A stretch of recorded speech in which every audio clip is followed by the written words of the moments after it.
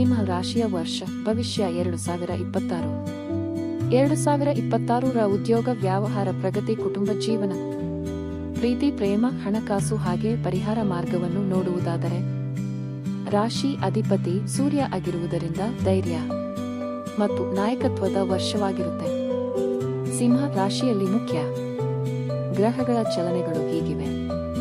ಗುರು ಗ್ರಹ ಮಾರ್ಚ್ 11, 2026ರವರೆಗೆ ಮಿಥುನದಲ್ಲಿ ಮತ್ತು ನಂತರ ಪುನಃ ಜೂನ್ 2ರಂದು ಕರ್ಕಾಟಕದಲ್ಲಿ. ಹಾಗೆ ಗುರು ಗ್ರಹ 31 ಅಕ್ಟೋಬರ್ 2026ರಂದು ಸಿಂಹ ರಾಶಿಯನ್ನು ಪ್ರವೇಶಿಸುತ್ತಾನೆ. ಇದರ ಆಧಾರದಲ್ಲಿ ಸಾಮಾಜಿಕ ವಲಯ, ಹೊಸ ಪರಿಚಯ, ಪ್ರಗತಿ ಸಾಧ್ಯವಿದೆ.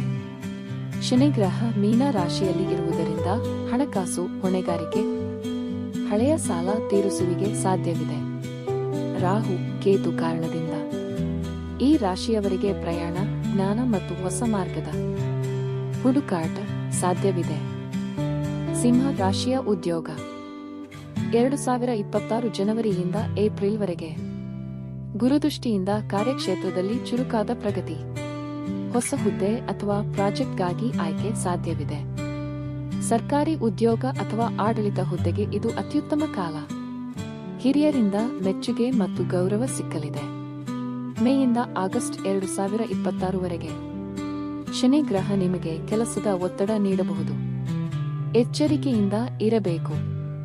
ಹಳೆಯ ತಪ್ಪುಗಳು ಅಥವಾ ತಡವಾದ ಕೆಲಸಗಳು ಹಿನ್ನಡೆ ತರಬಹುದು. ಎಚ್ಚರಿಕೆ ಅಗತ್ಯ.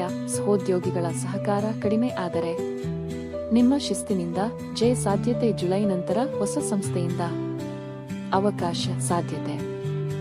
ಗುರು ಮಿಥುನಕ್ಕೆ ಬರುವುದು ಅದೃಷ್ಟದ ಬಾಗಿಲು ತೆರೆಯುತ್ತದೆ. ಖುಷಿಯಿಂದ ಅನುಭವಿಸಿ. ಹೊಸ ಕೆಲಸ, ಬಡ್ತಿ ಅಥವಾ ಹೆಸರು, ಪ್ರಸಿದ್ಧಿಯು ದೊರೆಯಲಿದೆ. ವಿದೇಶಿ ಸಂಪರ್ಕ ಅಥವಾ ಪ್ರಾಜೆಕ್ಟ್ ಯಶಸ್ಸು ಸಿಕ್ಕಲಿದೆ.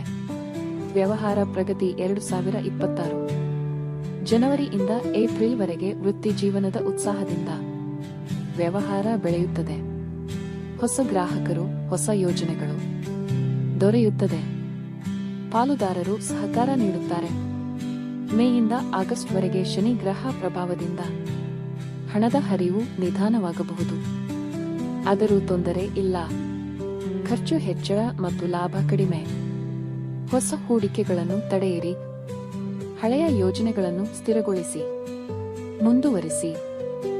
ಸೆಪ್ಟೆಂಬರ್ ಇಂದ ಡಿಸೆಂಬರ್ ವರೆಗೆ ಗುರುದೃಷ್ಟಿಯಿಂದ ವ್ಯವಹಾರ ಬೃಹತ್ ಪ್ರಮಾಣದಲ್ಲಿ ಬೆಳೆಯುತ್ತದೆ. ಯೋಚನೆ ಬೇಡ. ಹೊಸ ಶಾಖೆ ಅಥವಾ ವಿಸ್ತರಣೆ ಸಾಧ್ಯ.